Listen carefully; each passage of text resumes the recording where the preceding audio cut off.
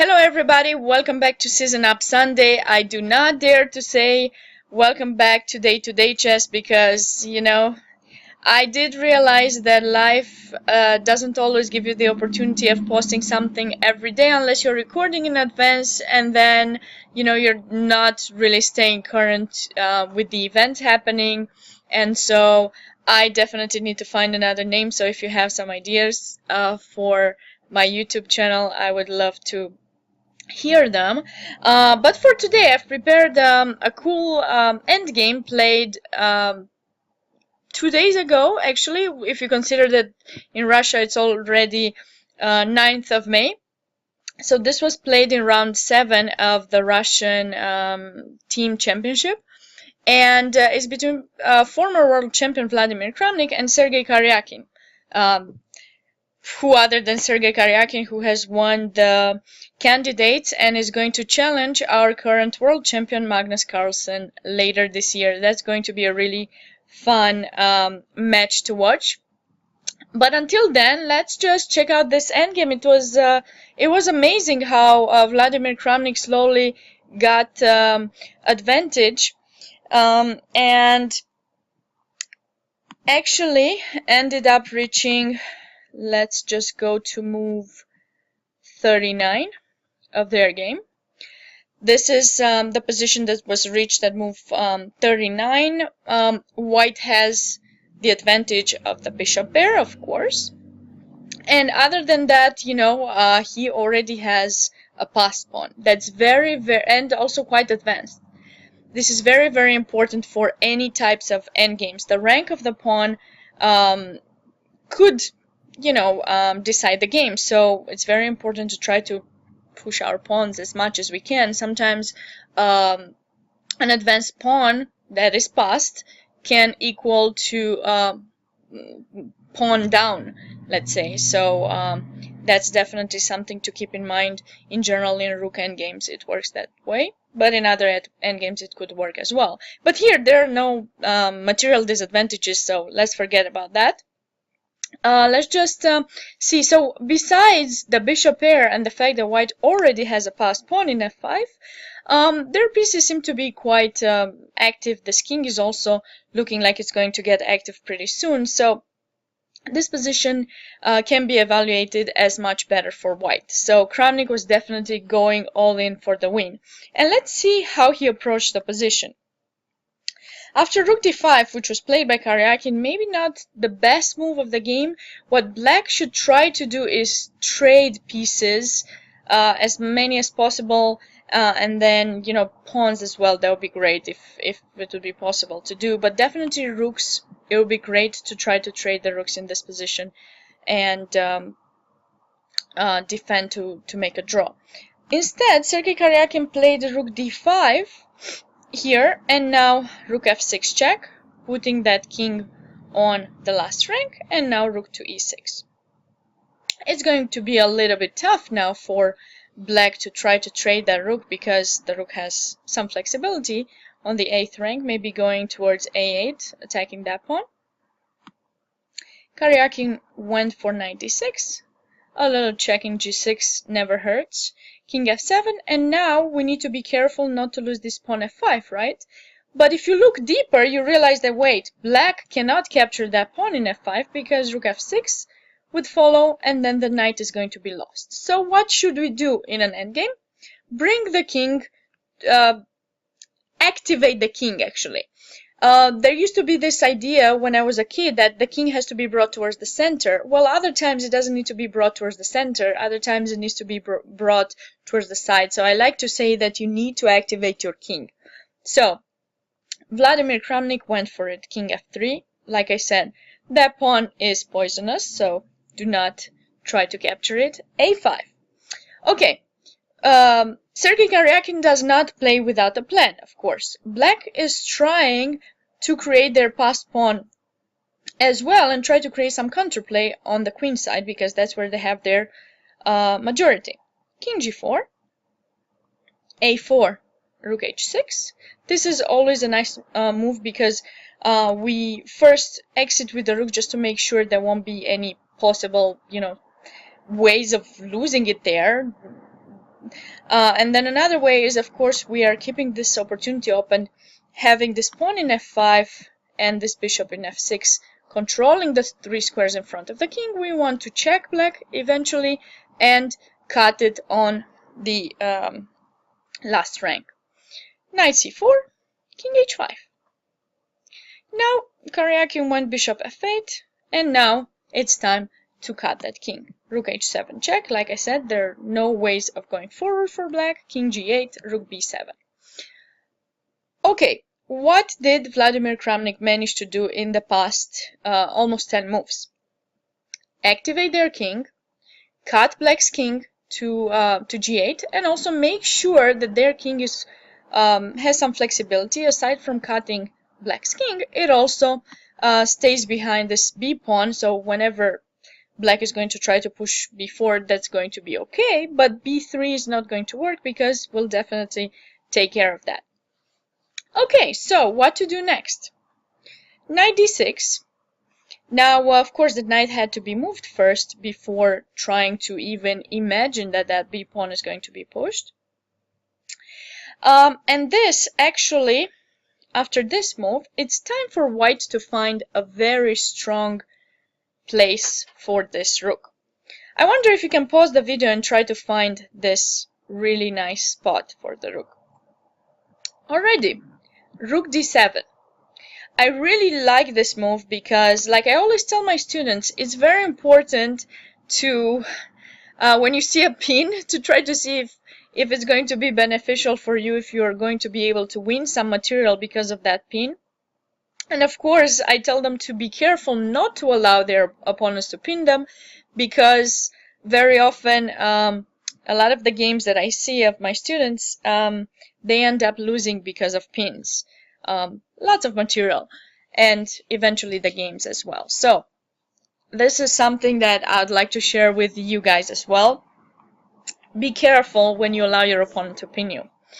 And here we realize the strength of the pinning of the knight, because the fact that this rook in d5 is trapped here, doesn't have any flexibility on the d file, is going to be really awesome for white. Now you can tell me, well, that rook can go to e5 or c5. What is the problem? Why is this pin so important? Well, indeed, you can move the rook, but besides that, I want you to realize that the rook is doing a double attack basically here, cutting that king in g8, but also pinning. So if you move your rook, basically I have a clear idea. I want to bring my king to g6. That was the reason I got my king active, and then I'm going to find ways to start pushing my pawn and simply winning the game. Or having the rook in d7 is really great because nobody's controlling the d8 square. So whenever I'm going to be able to play to put my rook in d8, maybe I'm going to win your bishop on this other pin. So it's really strong, and somehow black is just stuck in this position. What can they do? Let's say they start pushing their pawn and trying to go for the queen, right? Now, okay, I can play bishop f4 and a little skewer here, so it's really a mix between pins and skewers for the moment. And you don't really have a great place for the rook. If you go rook d5 back, saying, I'm protecting my knight, you're not winning anything, what are you talking about? That's true, I'm not winning anything, but now definitely you are stuck with the rook in d5, being pinned and having to stay to protect your knight in d6, so now I can just play f6. And I think you can realize that poor black is in Zugzwang. If you play a couple more moves, let's just see how this mate is gonna happen here. If you take with the bishop, obviously, check, check, and mate. Kind of simple, right? And if we go back to bishop takes d6, if you capture with the rook, what do we do here? Well, we have another bishop. Let's not forget about this one. Little check there. Okay, you can put the rook in front, or you can just go to h8 and then little mate. So definitely b4 pushing that b pawn doesn't seem to be in black's interest. That pawn is staying great there to protect, to control the c4 square. But what to do in this position? Black is really stuck if they don't try to push something. And white is just going for it. f6 is my plan, rook d8.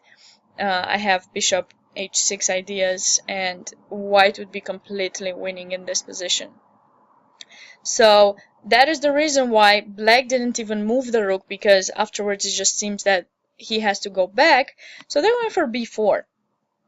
Now, I'm a little bit surprised that Vladimir Kramnik played bishop c4 in this position, going for the exchange, where we realize the terrible position of black's king being stuck on the 8th rank and basically on a mate. If you give him a check on the diagonal, then there's gonna be a rook h7 mate. So in this position, king g6 seems to have been the move that would just bring the win here for white. Kind of the same idea that I explained earlier.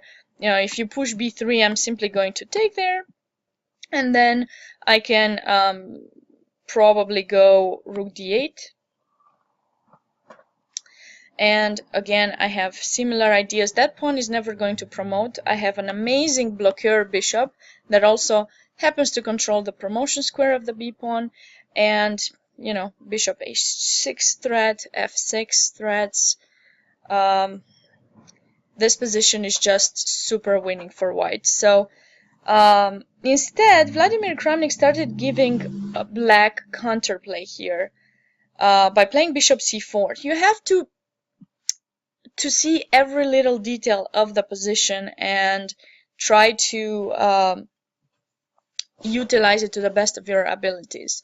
Now, some people say that it is very important to find the best move in every single position. That's true, but you cannot always, you cannot always find really the best move in the position. If you could, you probably would be, thinking as awesome as a computer. But we have to remember to think in ideas and realize which of the ideas is more important for us, trying to play for mate or trying to win material. And this is kind of how you should be making your decisions. However, the problem with that is that, well, there's no problem with that. Just that when you're playing a game towards move 50, you probably don't have as much energy as you had at the beginning. So sometimes it might be more natural to look for ways to win material, because then they would lead to a win. So this was not that bad of a choice, actually. It's a great move as well. Knight takes e4, and here he took the exchange. Okay, so what happened? How did Sergei Karyakin get so much counterplay? Well, capture, capture. Now that pawn looks like it's going for a queen, so it's important to place our rook behind it. b2. Rook b7, back to cutting black's king, which was, again, a great idea. Bishop a3. And here I was surprised, well, not surprised, because you definitely brought your king to h5 for a reason, to go to g6, right? But now the difference in this position from the one earlier where I told you that king g6 would be a really awesome move is that this knight is not in d6 anymore, but it's in c4 and can chase you away from there. So that is the reason why white in this position should have played f6 first. And it's very, very difficult to find a move for black because that pawn doesn't go for promotion. You don't have good moves. If you just play the king, let's say, I simply give you a check. And then what do? Where do you go? Another check, and I'm going to win your bishop as well, and then it's quite obvious that I'm going to win with white. If after f6 you try to make another move, some knight move, let's say you play knight e5 in this position to try to keep me from coming with the king in g6. Well, great, but now you're not coming in e5 with tempo, so I can just chase your knight away. And where do you go? Because my next move is going to be king g6. So this was a position where Vladimir Kramnik hasn't chosen the best move. He went for king g6. Now he went back again. He had the opportunity of playing f6 in this position and getting to the variation I showed you earlier. And here, after knight a5, basically what's happening is that Black has managed to take you away from the 7th rank, and now maybe we'll have some ideas of trying to promote that pawn. Rook b3, king f7.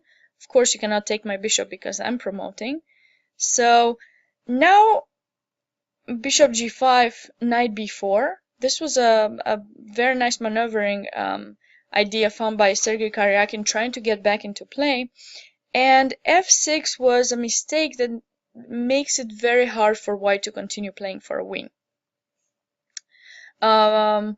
So after, maybe the king had to come back now. And what's black's idea basically with this knight to b4? Maybe trying to bring the knight to c3 and then trying to promote. Let's see, would that be possible?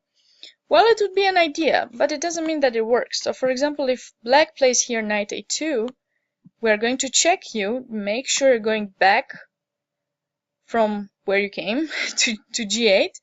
And now we can go back to our idea. And why does this idea with knight c3 and promotion doesn't work? Because we play king g6, you promote to a queen, of course, capture, knight takes, and now we go for f6. Yes, f6 in this position. Okay, so you're saying, what is your threat? You want f7? Okay, I'm gonna move my king, and then what do? You give me a check, I move my king again. Well, it's not so simple, because if you make a random move, I can just play first bishop h6 just to make sure you're not escaping, and then my threat, f7, bishop g7 mate. Okay? So, you think you can play bishop f8? Well, unfortunately for you, you cannot stalemate yourself. It would be great if you could get rid of both the knight and the pawn, but you can't, so my next move is going to be a checkmate.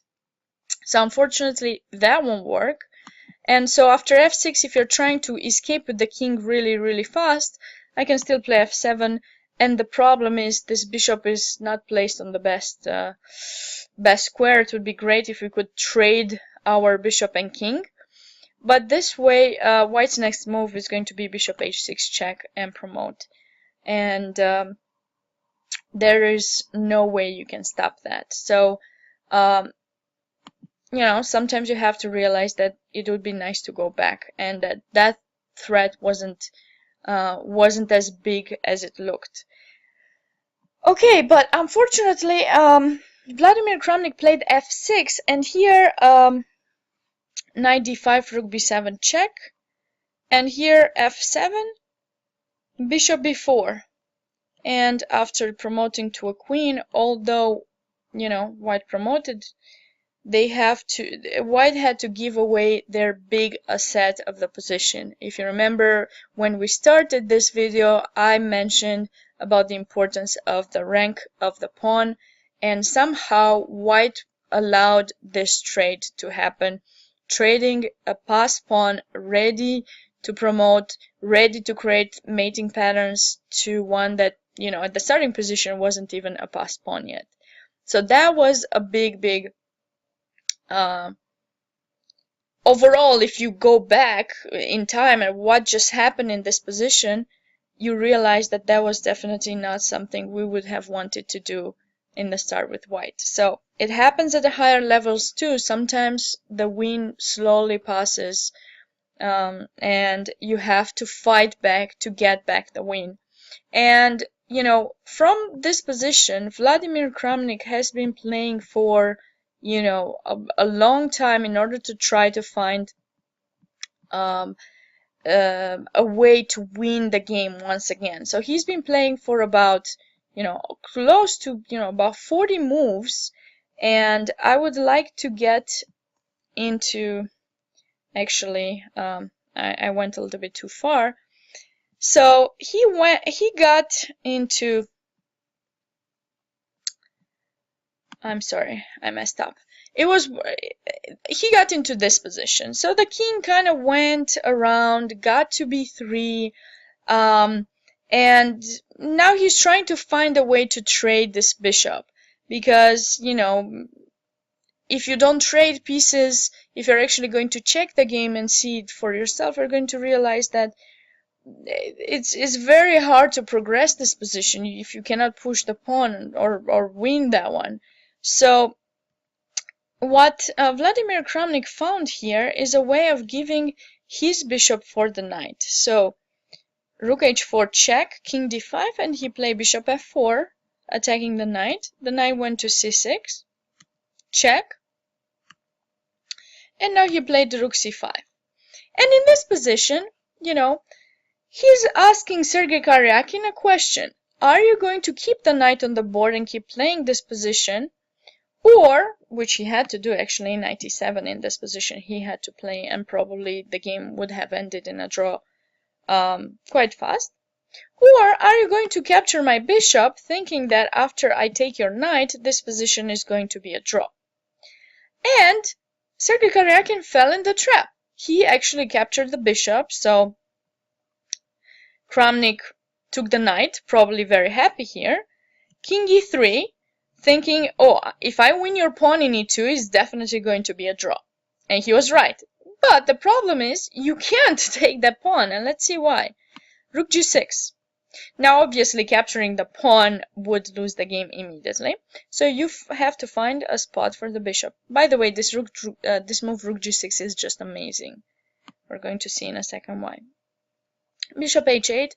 And here, he has not found the best move. And, you know, this is suddenly another quite awesome position, and it's a stud. It's like a study type of position, you know. You really need to find the only one move that's going to win you the game. And if I'm sure that if given this position in a time that he wouldn't be that tired, Vladimir Kramnik would have found it immediately.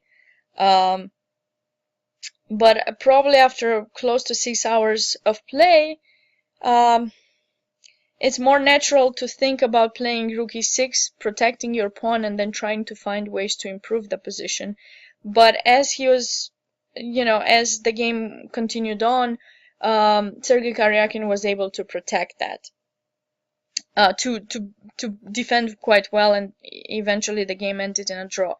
But here, after rook g8, surprisingly, this game is won for white. And why is that? Why does the rook need to be to g8? Well, first of all, this bishop has no good squares to go to, right? So either f6 or e5. The problem with bishop e5 is that now I pin you, so obviously you cannot capture my pawn in e2, so you have to retreat, whether you go king e4 or king f4. But you have to retreat, and this is basically what white wants.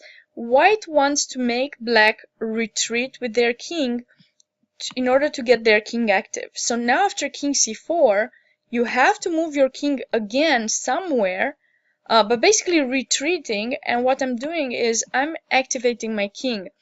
And this bishop has to remain to the protection of the d4 pawn, and slowly is being pushed behind, and it's going to be more and more restricted.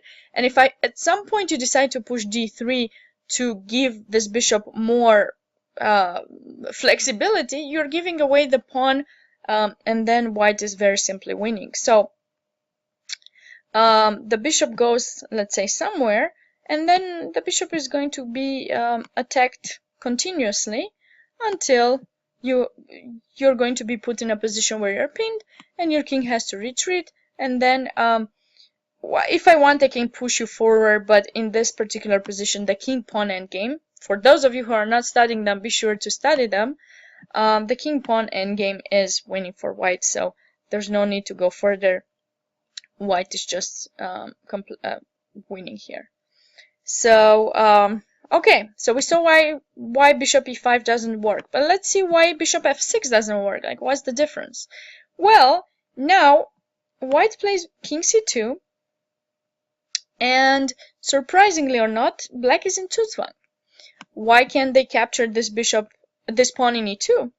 Because of the simple fact that there's a little check here, and the opposition is very important in endgames, right? All these 3 squares are controlled by white's king. You have to move the king somewhere, and after rook f8, black is losing the bishop and the game. So rook g8, bishop f6, king c2. And now once again, as I showed you earlier, black is in Zugzwang. There are no squares, good squares for this bishop to go. So you kind of have to retreat with your king.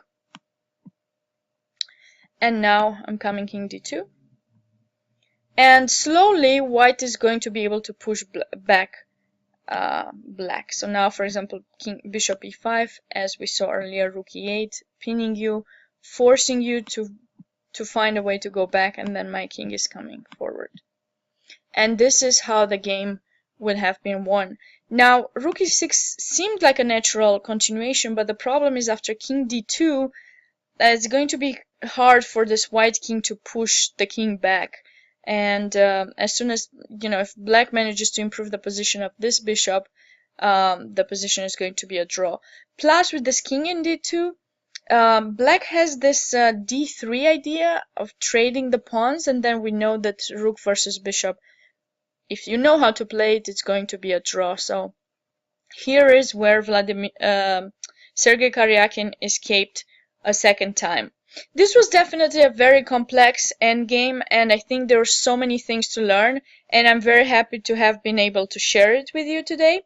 I'm looking forward to making more videos, and I really hope that if you like this video, you're going to share it, like it, and put a comment as well. Feel free to give me more ideas about things that you'd like to see me comment. I definitely have in mind to play some live games and analyze them in the same time very soon, so stay tuned for that. Have a wonderful Sunday, and for those of you who have moms, don't forget to wish them a happy Mother's Day and remind them how much you love them and be thankful for everything they did for you. Okay, everybody, I'll see you in the next video. Thank you.